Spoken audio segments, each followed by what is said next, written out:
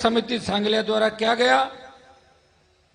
आपका जोश और उत्साह देख के लग रहा है कि राजस्थान को ही फतेह नहीं करेंगे, आने वाले समय के अंदर दिल्ली में भी तेजाजी महाराज का जयकारा इसी तरह गूंजता रहेगा। ये जोश शेखावाटी के नौजवान और किसान, और सबसे बड़ी बात कि माताएं बहनें हजारों की तादाद के अंदर यहां पे वीर तेजाजी महाराज के कार्यक्रम को सफल बनाने के लिए पधारी। मेरे छोटे भाई इस कार्यक्रम के अंदर पिछले 15 दिनों से कंधे से कंधा मिला के लड़ाई संघर्ष कर रहे हैं कि कार्यक्रम सफल हो, देश के बड़े कार्यक्रमों में शुमार हो। मुझे कहते हुए हर्ष हो रहा है कि मारवाड़ की धरती से तेजाजी महाराज चल के शेखावाटी की धरती पे आ गए हैं। ये नजारा मुझे यहां पे नजर आ रहा है। भाइयों, ये संख्या कोई हजारों के अंदर नहीं है और संख्या हर कोई नाप भी नहीं सकता। सुबह से ये जो मेला चल रहा है, मुझे खूड़ से यहां पहुंचने के अंदर 1.5 घंटा लगा, वापस निकल गए और 1.5-2 लाख लोग यहां अभी भी रात को 1 बजे इस कार्यक्रम के अंदर उपस्थित है। यह तय है कि आने वाला समय राजस्थान के अंदर तेजाजी के भक्तों का है। सत्ता पे कब्जा करने से हमें कोई रोक नहीं सकता। यह नजारा मुझे यहां पर नजर आ रहा है। भाइयों, जिस तरह 1952 से लेकर लगातार 70 साल तक एक उम्मीद, इच्छा राजस्थान के किसान के बेटों की, किसानों की थी कि नंबर 1 की कुर्सी पे हमारे व्यक्ति बैठे, लेकिन दोनों ही पार्टियों ने नंबर 1 पे राजस्थान के अंदर किसी तेजाजी के भक्त को आज तक नहीं बिठाया।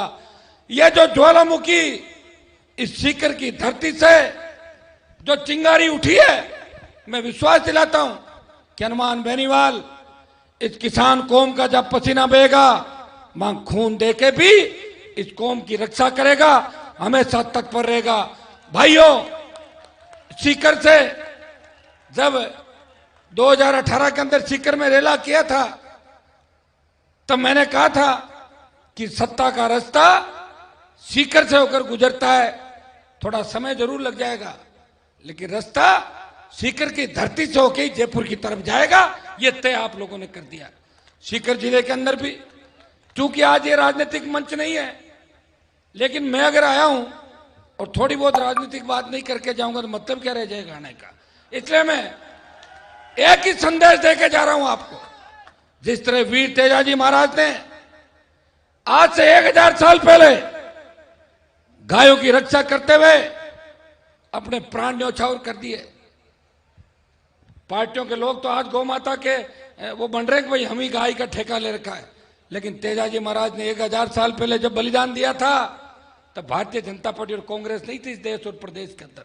उन्होंने गुजरी की गायें बचाने के लिए लड़ाई लड़ी, लोगों को हराया, बदमाशों को, डाकुओं को, और अपना वचन निभाने के खातिर, जिस तरह भगवान श्री राम ने वचन के खातिर एक लंबी लड़ाई लड़के वनवास भोगा, उसी तरह वीर तेजाजी महाराज ने अपने प्राण न्यौछावर कर दिए।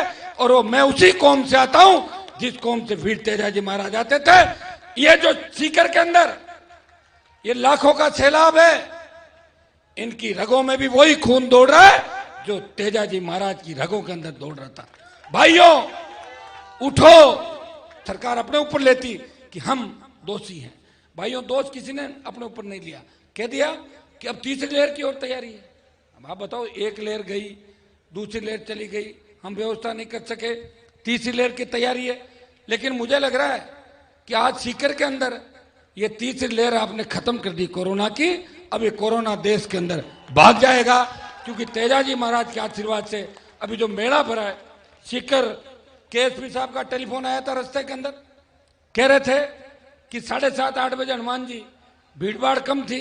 मैं क्या, हमारे लोग तो 10 बजे बाद ही जाना शुरू करते हैं, और ज्यों ज्यों रात ढलती है त्यों त्यों और मजबूती उनके अंदर आती है। अभी रास्ते में फोन आया, बोले 20-30 हजार संख्या है। मैंने कहा पुलिस 20-30 हजार कह रही है तो 5-7 गुना जोड़ लो उसके अंदर, 1.5-2 लाख की संख्या तो अभी भी होगी, और 1.5-2 लाख लोग मुझे रास्ते के अंदर जाते हुए मिले थे। भाइयों, खरनाल के अंदर जो मेला इस बार नहीं भरा, पिछली बार भी नहीं भरा, मुझे इस बात का गम नहीं है कि खरनाल से ज्यादा बड़ा मेला सीकर की धरती पे भर गया और देश के अंदर संदेश चला गया। मैंने ओंकार जी बड़े दुखी हो रहे थे कि हनुमान जी आपको आना है। मैंने कहा तेजा जी के नाम से तो मैं कहीं भी चला जाऊं। विधानसभा के अंदर भी 2008 में सबसे पहले शुरुआत मैंने ही करी थी, तब तेजा जी के भक्तों ने अपनी ताकत को पहचाना सब जगह, और भी विधायक तेजा जी के जयकारे लगाने शुरू हुए। भाइयों, जिस धरती से मैं आता हूं, हमारे जहां 60 साल लोगों ने वोट लिए, कभी तेजा जी की जय नहीं बोली उन्होंने, और ने तेजा जी का जयकारा आगे लेके मैं विधानसभा में लाया और देश की लोकसभा के अंदर पहुंचा, तो मैंने मेरी शपथ के बाद तेजा जी महाराज की जय बोली। तो मुझे साउथ के, नॉर्थ ईस्ट के कई सांसदों ने कहा कि तेजा जी महाराज कौन थे। मैंने कहा राजस्थान में तो तेजा जी महाराज जी थे, बाकी तो ठीक ठाक मामला था। और ये सही बात है, क्योंकि ज्यादातर लोग देवता 500 साल पहले हुए थे, 1000 साल पहले तो तेजा जी महाराज हुए तो जाति से जाट थे। तो मैंने गलत नहीं कहा था, मैंने सही कहा था। भाइयों, लंबी चौड़ी बात नहीं कहूंगा। अभी मैं ओंकार जी को पूछ रहा था किन किन नेताओं ने क्या घोषणा करी। ये कहते हमारे एमपी साहब भी आए थे बाबा जी, उन्होंने भी जिम बनाने की घोषणा करी। तो बाबा जी अगर जिम बनाएंगे तो ये जो लोग बैठे हैं इनमें नागौर जिले के भी काफी लोग होंगे, है कि नहीं है नागौर के लोग? हाँ, बहुत ज्यादा है। देखो, अल्लाह जोर से है, इसका मतलब नावा और ढीलवड़ा और लाडनू से काफी तादाद के अंदर लोग आगे ना। कुचामण तो आपका लोसल का लगता ही बेल्ट है, सारा शेखावाटी का लगता बेल्ट है सारा। तो मैं ओंकार जी को विश्वास दिलाना चाहता हूं, जितना पैसा बाबा जी लगाए उतना पैसा मैं सांसद नागौर का हूं, लेकिन यहां तेजा जी के नाम से दे दूंगा मैं अलग से। ये मेरे सांसद कोष से दूंगा। अब आप मेरे कोष के अंदर पुराने एमपी जो भूल गए तो पैसा पड़ा है, मैं नागौर का पैसा सीकर की धरती पे भी लगा दूंगा, क्योंकि मुझे नियम बदलने और पैसा लगाना आता है मेरे भाइयों। इसलिए यहां भी हनुमान बेनीवाल उतना ही काम करा के जाएगा जितना बाबा जी ने अलग से कहा। व्यक्तिगत इन्होंने जो कहा मैं सहयोग करूंगा ही। और मुझे इस बात की खुशी है कि 20 साल के अंदर जो संघर्ष मैंने राजस्थान के अंदर किया, अब मुझे लगता है कि वो संघर्ष फलीभूत होगा। आने वाला समय राजस्थान के अंदर आपका होगा।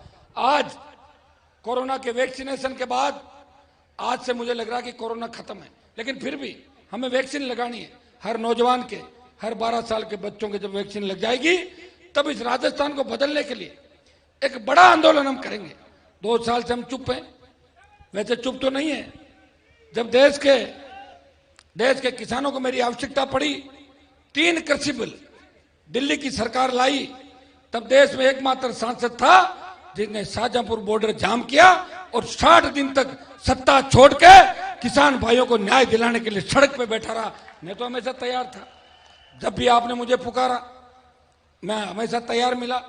बार बार सत्ता को ठोकर मारी, लेकिन अभी भी हमारे नौजवान रोजगार के अभाव के अंदर आत्महत्याएं कर रहे हैं, अपराध की दुनिया के अंदर जा रहे हैं।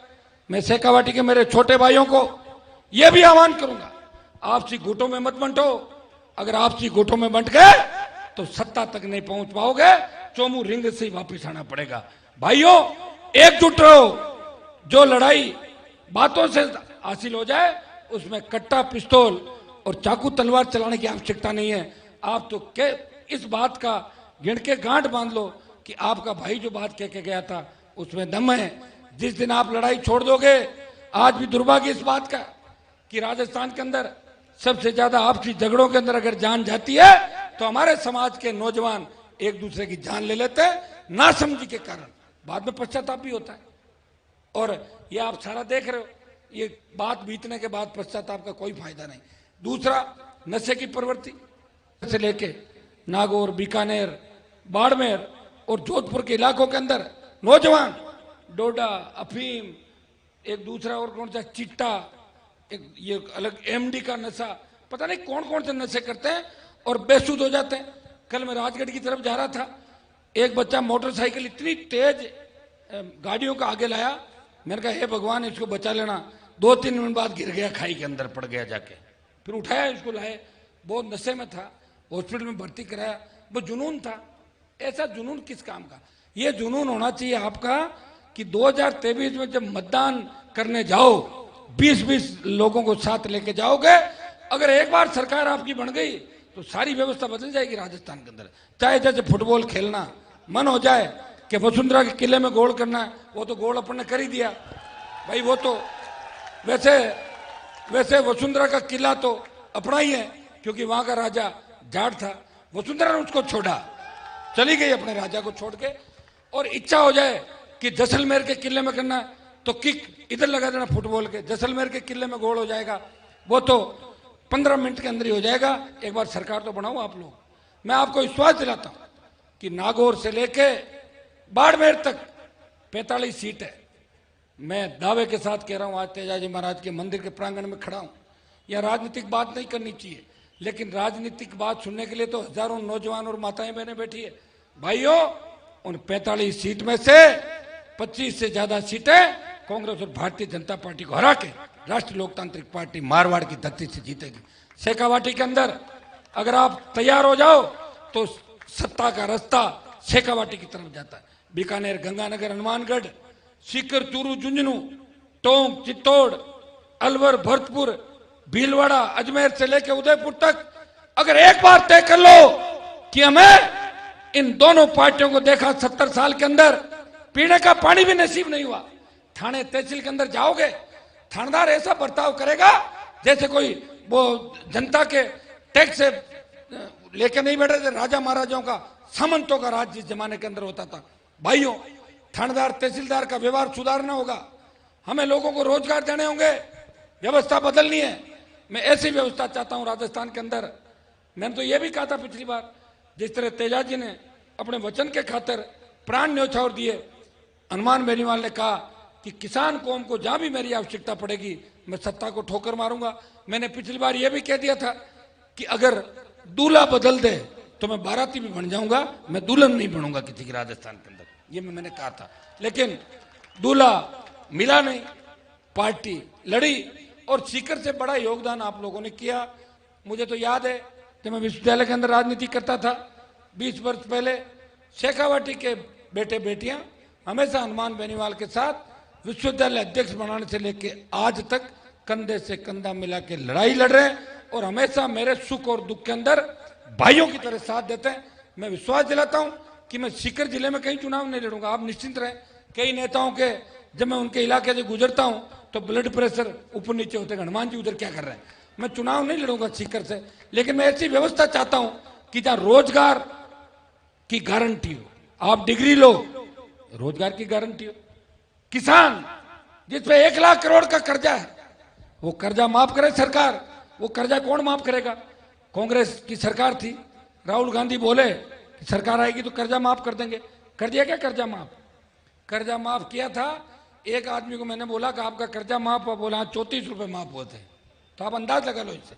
भारतीय जनता पार्टी की सरकारें थी, कर्जा माफ नहीं हुआ। हम उस कर्जे की बात कर रहे हैं जो 30 से 40 बीघा तक केसीसी कार्ड का जो कर्जा है वो 1 लाख करोड़ का कर्जा है पूरे राजस्थान के अंदर। 1 लाख करोड़ का कर्जा माफ करे। जब धन्ना सेठों का दिल्ली में 15 साल में कांग्रेस और भारतीय जनता पार्टी की सरकारों ने 3 लाख करोड़ का कर्जा माफ किया, तो राजस्थान के अंदर भी 1 लाख करोड़ का किसानों का कर्जा माफ होना चाहिए।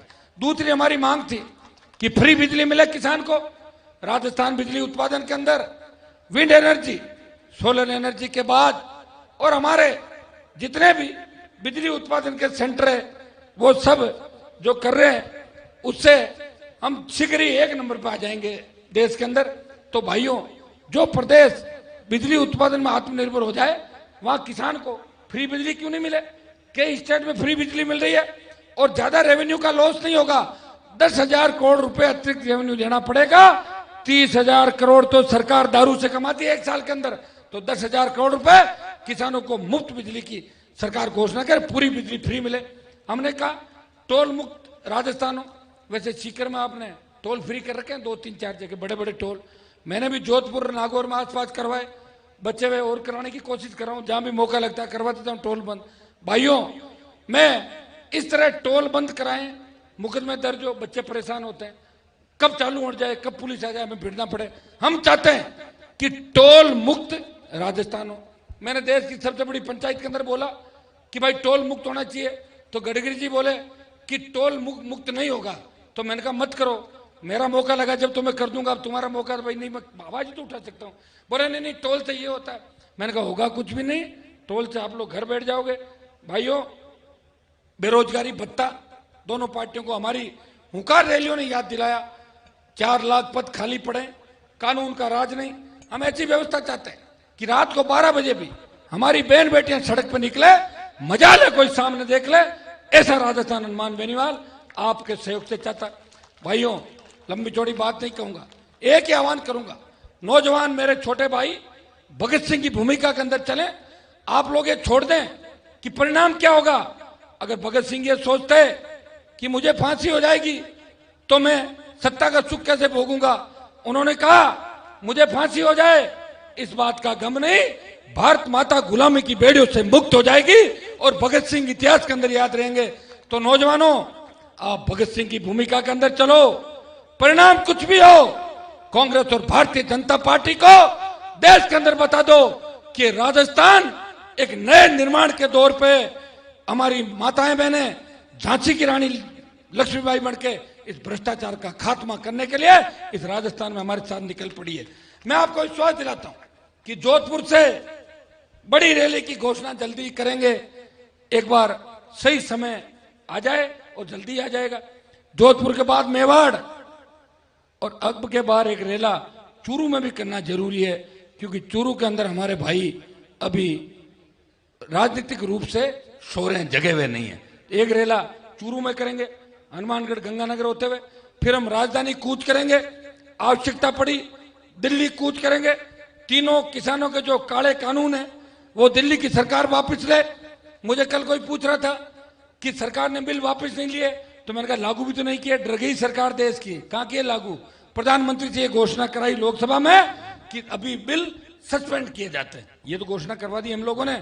और विश्वास रखो कि बिल वापस लेने पड़ेंगे, क्योंकि हनुमान जी महाराज तो आपको पता है कि हनुमान जी के नाम की तांती मारने से भूत प्रेत भाग जाते हैं। मैं तो हनुमान खुद मेरा नाम है, तो ये तो कोई मोदी जी टिकेंगे और कोई गहलोत टिकेगा, आप लोग ही दिल्ली की ओर कूच करोगे, राजस्थान की सत्ता पे आपका कब्जा होगा। तब भाइयों, एक बार राज का आनंद अगर आप लोगों ने ले लिया तो फिर कई लोग मुझे कहते हैं कि आपके लोग कौन सा राज बना सकते हैं।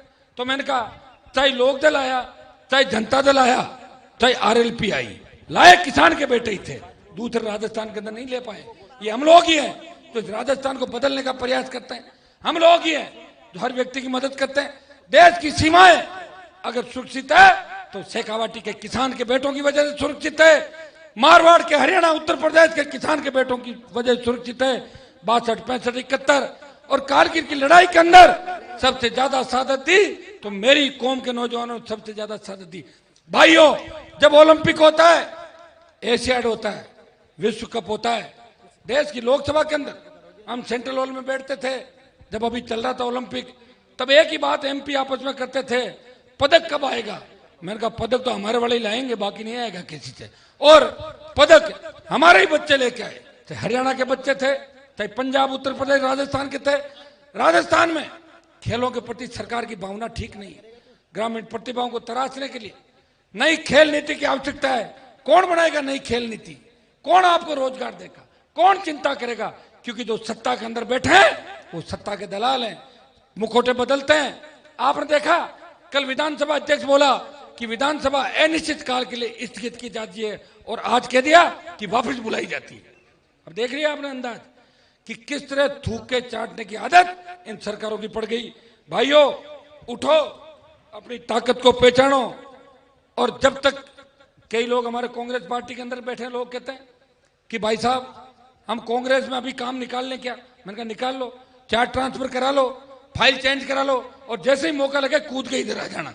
कोई बीजेपी के अंदर बैठा है, मैं उन भाइयों को भी कहना चाहता हूं, कितने लंबे लंबे टाइम हो गए एमएलए नहीं बन रहे, बीजेपी पार्टी से नहीं बन पा रहे, आ जाना आरएलपी की तरफ, बना देंगे विधायक आपको। कई लोग हैं राजस्थान के अंदर जो विधानसभा देखना चाहते हैं, आगे से निकलते हैं, गाड़ी में बैठे बैठे मन होता कि मैं भी अंदर जाऊं, जाए कहां से, जनता वोट नहीं देती। तो मैं ऐसे भाइयों को भी कहना चाहता हूं कि आपके लिए भी राष्ट्रीय लोकतांत्रिक पार्टी के दरवाजे खुले। ये हमारे सीताराम जी नाइक, आप देखो नाइक समाज से आते हैं, अभी सुजानगढ़ के अंदर कितनी मजबूत टक्कर दी दोनों पार्टियों को सीताराम जी ने। भाई आरएलपी पार्टी के 3 विधायक है, 2 शेड्यूल कास्ट के, और बसपा एक भी शेड्यूल कास्ट का विधायक जीता के नहीं ला पाई, और जो जीते थे वो बिक गए, 2 बार बिके। एक बार बसपा के 6 2008 में बिके थे, और एक अब इनकी बिकने की आदत है बसपा वालों की, आप जानते हो इनका तो टिकट विकट से लेके सारा लेन देन का सिस्टम है।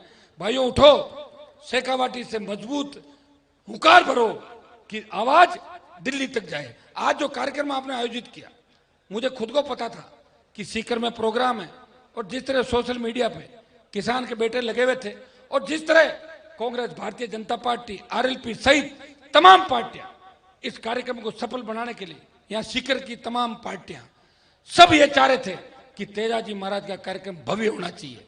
भाइयों कार्यक्रम भी भव्य हुआ, और जैसा मैं चाह रहा था उससे ही बढ़ चढ़ के ये कार्यक्रम हुआ। और अब मुझे पूरा भरोसा हो गया कि मारवाड़ की धरती से तेजाजी महाराज शेखावाटी में आ गए, और अब एक राउंड बीकानेर हनुमानगढ़ की तरफ उधर करा देते तेजाजी महाराज का ओंकार जी, और एक इधर आपके हरिराम आता वहां से उस साइड में कराएंगे, तो फिर पूरा राजस्थान ठीक हो जाएगा। ठीक आप लोग करोगे, जवान करेंगे, किसान करेंगे, और ये माताएं बहनें करेगी। देखिए भगवान की कृपा जिस पे होती है ना, उसी को लोग पसंद करते हैं। हनुमान बेनीवाल पे तेजाजी की इतनी कृपा है कि बहुत से लोग तो मुझे घर बिठाते बिठाते ऊपर चले गए, और बहुत से तैयारी में कुछ नहीं कर पाए, क्योंकि आपकी कृपा मेरे ऊपर है। और सुबह 5-5 बजे तक अगर राजस्थान में किसी को कोई सुनता है तो आपके भाई को सुनता है। और हिंदुस्तान की सबसे बड़ी पंचायत के अंदर अब की बार आपने सुना होगा, मैंने कहा कि 9 राज्यों का जो जाट आरक्षण खत्म किया दिल्ली की सरकार ने, समय रहते हमारे भाइयों को वापस आरक्षण दे केंद्र के अंदर। और जितने हरियाणा के जाट समाज के बच्चों पे आरक्षण आंदोलन के अंदर, गुर्जर समाज के बच्चों पे राजस्थान में आरक्षण आंदोलन के समय मराठा, पटेल और लिंगायत समाज के हमारे जो किसान भाई है, उन पे जितने भी मुकदमे सरकार ने झूठे दर्ज किए, वो दिल्ली की सरकार वापस ले, नहीं तो सड़कें जाम कर देंगे। भाइयों मैं मजबूत तरीके से आपकी आवाज लोकसभा, विधानसभा में मेरे तीनों विधायक और सड़क पे हमेशा उठाता रहा हूं। लंबा समय हो गया, आप लोग आज कलाकारों को सुनने के लिए ज्यादा उत्सुकता चाहे, मैं लग रहा है कि मेरे भाषण से आप थोड़े से जाने लगे कि लोग जा थोड़ी रहे, मजा आ रहा है। ठीक, तो भाइयों अब मैं मेरी वाणी को समाप्त करूंगा। मैं इतना ही विश्वास आपको दिलाता हूं कि जल्दी आपकी जो भी समस्याएं, चाहे शेखावाटी की समस्या हो, चाहे दूसरी समस्याएं हो राजस्थान की, उनको लेके एक बड़ा मूवमेंट इस राजस्थान में छेड़ेंगे। दिल्ली जाना पड़ा तो दिल्ली भी जाएंगे, आपके मान और सम्मान की लड़ाई लड़ेंगे, और वीर तेजाजी महाराज का डंका इस पूरे देश के अंदर बजेगा। इतना विश्वास में सीकर की धरती पे आप लोगों को दिलाने के आया हूं। तमाम जो संगठन है सीकर के, चाहे आपके तेजा सेना हो, चाहे तेजवीर सेना हो, चाहे जाट समाज के और संगठन हो, चाहे दूसरे समाजों के जो लोग हैं, हमारी तेजा समिति है सांगलिया की, उन सबको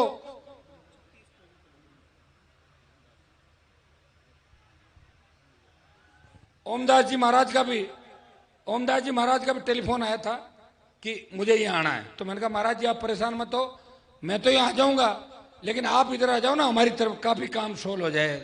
शेखावाटी कोशिश कर रहे हैं, मैं तो कहता हूँ ओमदास जी महाराज, ओंकार जी को जिम्मेदारी देके जा रहा हूँ मैं, करना है उनको, क्योंकि भाइयों अब समय ज्यादा नहीं रहा, 2 साल हम लड़ाई लड़ेंगे, और 2023 के अंदर आप लोग सत्ता के शिखर पे होंगे। जो 1 बजे तक रात को इंतजार करते हैं वही व्यवस्थाएं बदलते हैं, और व्यवस्था बदलने के लिए आप तैयार हो। बाड़मेर से लेकर धौलपुर और डूंगरपुर से लेकर गंगानगर तक किसान के बेटों ने तय कर लिया है कि सत्ता हमारे हाथ में होनी चाहिए। लोकतंत्र के अंदर 2 ही व्यक्तियों की जीत होती है, या तो कलम की ताकत हो, अपने लोगों का भला कर दो, या जनता की ताकत हो, सरकारों को झुका दो। कलम की ताकत आई नहीं, और जनता की ताकत कोरोना की वजह से कमजोर पड़ गई। लेकिन आज जो शेखावाटी के अंदर आपने करवट ली है, इसका मैसेज पूरे देश के अंदर जाएगा कि शेखावाटी का नौजवान, शेखावाटी का किसान और शेखावाटी की माताएं बहनें इस आजादी की दूसरी लड़ाई के अंदर कंधे से कंधा मिला के इस व्यवस्था परिवर्तन करने के लिए तैयार खड़े हैं। मैं विश्वास दिलाता हूं कि मैं हमेशा आपके बीच रहा, आगे भी बीच रहूंगा। मंदिर निर्माण में सभी साथी ज्यादा से ज्यादा योगदान करें और देश का सबसे भव्य व ऐतिहासिक मंदिर बने। वैसे जो जो मंदिर बनेगा त्यों त्यों सरकार नजदीक आ जाएगी और सरकार अगर बनने की आवश्यकता नहीं, अपना आप रातों रात तैयार हो जाएगा सारा राजस्थान के अंदर। जहां मंदिर चाहोगे मंदिर और जहां जैसा चाहोगे सब चीजें मिलेगी। उसके लिए सरकार जरूरी है और सरकार बनाने के लिए हमें तेजाजी महाराज के मंदिर और इस तरह के भव्य जागरण राजनीतिक बिना सारे राजनेताओं को। मुझे इस कार्यक्रम की एक बात यह भी अच्छी लगी कि कोई राजनीतिक मंच नहीं रखा आप लोगों ने और सब नेताओं को बुलाया और मुझे खुशी है कि सारी पार्टियों के नेता है और आपने खिलाड़ियों का भी भाई और 36 कौम के लोग आए। 36 कौम के लोग तो वैसे ही हमसे राजी हैं क्योंकि जब देश को आजाद कराया, जब जागीरदारी प्रथा थी, बूथ तक पकड़ के किसी को ले गए तो जाटों के बच्चे ही थे जो वोट दिलाने के लिए पहली बार सारे भाइयों को लेके गए। लेकिन हमारे बीच में नेताओं ने उस चीज को भूल गए। नेता लोग 20-30 साल से आराम करते रहे, अपना बिजनेस करते रहे, व्यापारी बन गए किसान कौम के नेता।